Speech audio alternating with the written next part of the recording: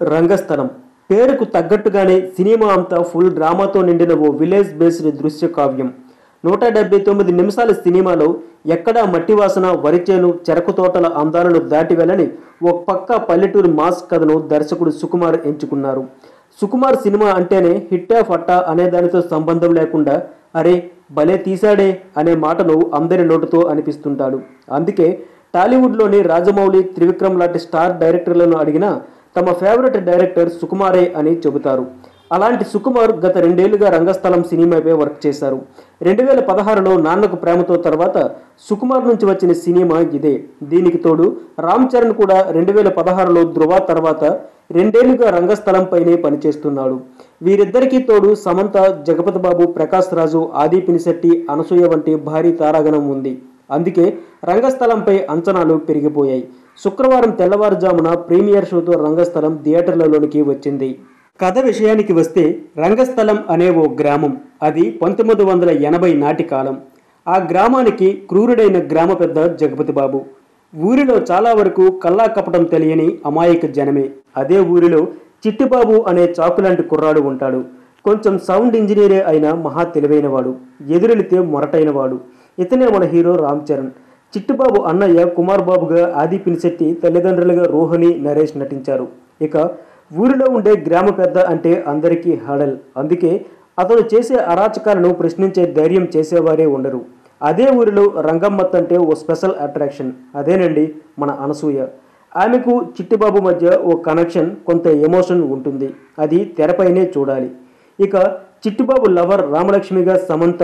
ఇలా కథ హాయిగా పల్లెటూరు కామెడీ, సన్నివేశాలు, కోపతాపాలు, వరిచేల మధ్యలో సాగిపోతుంటుంది. మరీ ఇంత సాఫ్ట్గా సాగిపోతే ఏం బాగుంటుందని చిట్టిబాబు అన్న ఆది ఆ ఊరిలో జరిగే అన్యాయాలను నిలదీస్తుంటాడు.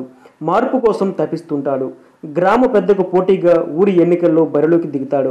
స్వతహాగా అది ఊరి పెద్దకు నచ్చదు కదా, అదే జరుగుతుంది. ఇంకేముంది, జగపతి బాబు మనుషులు రామ్ చరణ్ అన్న వెనుక పడడం, వారిని చరణ్ అడ్డుకోవడం, కొట్టడం జరిగిపోతూ ఉంటాయి. ఇలా జరిగిపోతున్న కథలో వచ్చే ట్విస్టులు ఏంటి, చివరిలో వచ్చే ఊహించిన ముగింపు ఏంటి, వైలెంట్ నోటు ఏంటి అనేది తెలియాలంటే థియేటర్లకు వెళ్లాల్సిందే. రంగస్థలంలో ఎవరెలా చేశారంటే ఈ సినిమాకు ప్రధాన బలం రామ్ చరణ్ నటనే. ఇప్పటి వరకు నటనకు ఆస్కారం ఉన్న పాత్రలు రామ్ చరణ్ చేసింది చాలా తక్కువే. రంగస్థలం చిత్రంతో రామ్ చరణ్లోని అన్ని కోణాలు బయటకొచ్చాయి. ఎమోషన్ సీన్లు, కోపం, కామెడీ, పాటల్లో వేసిన స్టెప్పులు అన్నీ గతంలో ఇంత బాగా చేయలేదే అన్నట్టుగా చేశాడు చరణ్. ఇక జగపతి బాబు విలనిజం ఇప్పటి వరకు ఒకెత్తు అయితే దీనితో మరో స్థాయికి వెళ్ళింది. అంత క్రూరంగా మరొకరు చేయలేరనే స్థాయిలో తన సాల్ట్ అండ్ పెప్పర్ స్టైల్ లుక్తో అదరగొట్టేశాడు. సమంత గురించి కొత్తగా చెప్పాల్సిన అవసరం లేదు. రామలక్ష్మిగా ఒదిగిపోయింది. ఆది పినిశెట్టి తన సహజ సిద్ధ శైలిలో నటించాడు. ప్రకాష్ రాజ్ దక్షిణమూర్తి పాత్ర అతనికి కొట్టిన పిండే కావడంతో అవలీలగా చేసేశాడు. ఇక అన్నింటికంటే చెప్పుకోవాల్సింది అనసూయ గురించే. రంగమ్మత్తులోని జానతనం ఎలా ఉండాలని సుకుమార్ అనుకున్నారో అచ్చుగుద్దినట్టు దించేసింది. రంగమ్మత్త కనిపించగానే థియేటర్లు దద్దరిల్లిపోయేలా విజిల్స్, కేకలతో అదరగొడుతున్నారు. ఇక నుంచి ఈ తరహా పాత్రలను అనసూయ కోసం సృష్టించాల్సిన అవసరం ఉందని దర్శకులు ఆలోచనలో పడాల్సిందే. ఒక్క పాత్ర కూడా పరిధి దాటి వెళ్లకుండా, ఓవర్ యాక్షన్ లేకుండా అతికినట్టు సరిపోయారు. దేవిశ్రీ ప్రసాద్ బ్యాక్గ్రౌండ్ మ్యూజిక్ సినిమాకు హైలైట్. రంగస్థలాన ఎంత చక్కగున్నావి, రంగమ్మ మంగమ్మ, జిగేలు రాణి ఆకట్టుకుంటాయి. జిగేలు రాణి పాటలో రామ్ చరణ్ స్టెప్పులు కొత్తగా ఉన్నాయి. పూజా హెగ్డే తలుక్కున మెరిసింది.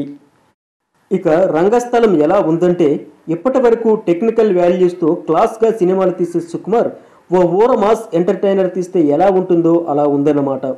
ఈ తరహా విలేజ్ పాలిటిక్స్ బేస్డ్ కథలతో చాలా సినిమాలే వచ్చినప్పటికీ ఈ తరహా టేకింగ్తో మాత్రం ఎప్పుడూ రాలేదు. తమిళంలోనే ఇలాంటి చిత్రాలను ఎక్కువగా వాస్తవానికి దగ్గరగా తీస్తుంటారు. అలాంటి ప్రయోగాన్ని తొలిసారి సుకుమార్ తెలుగులో చేశారు.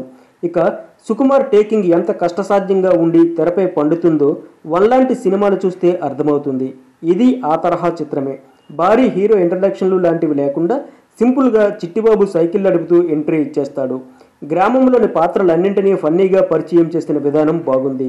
గతంలో ఆర్యాలో సినిమా ప్రారంభంలో వచ్చే పేర్లను సుకుమార్ కొత్తగా వేసిన విధానం ఎంతగా అందరికీ గుర్తుండిపోయిందో ఇది అలాగే ఉండిపోతుంది. విలేజ్ కామెడీ, మనుషుల మధ్య ఉండే బంధాలను చక్కగా తెరపై చూపించిన చిత్రం ఇది. మధ్య మధ్యలో ఊరమాస్ జానపద మెలోడీ గీతాలు దేనికదే ప్రత్యేకంగా వచ్చిపోతుంటాయి. చిత్రాన్ని వాస్తవం ఫ్లాష్ బ్యాక్ను మిళితం చేస్తూ 179 నిమిషాలు ఓ దృశ్య కావ్యంగా తెరకెక్కించడంలో సుకుమార్ సఫలమయ్యారు. గ్రామ పెద్ద ఎంత క్రూరమైన వాడో చెప్పేందుకు ఎంచుకున్న సన్నివేశాలు, విలేజ్ ఎన్నికల ప్రచారం తీరు, చిట్టుబాబు స్టామినా, రంగమ్మత్ గమ్మత్తు, రామలక్ష్మి పాత్ర ఇలా అన్నింటినీ సమాంతరంగా నడుపుతూ ఎక్కడా బోర్ కొట్టకుండా కొత్తదనాన్ని తెలుగు ప్రేక్షకులకు అందించాడు. ఆర్ రత్నవేలు సినిమాటోగ్రఫీ చిత్రాన్ని మరో మెట్టుపైకి తీసుకెళ్లింది.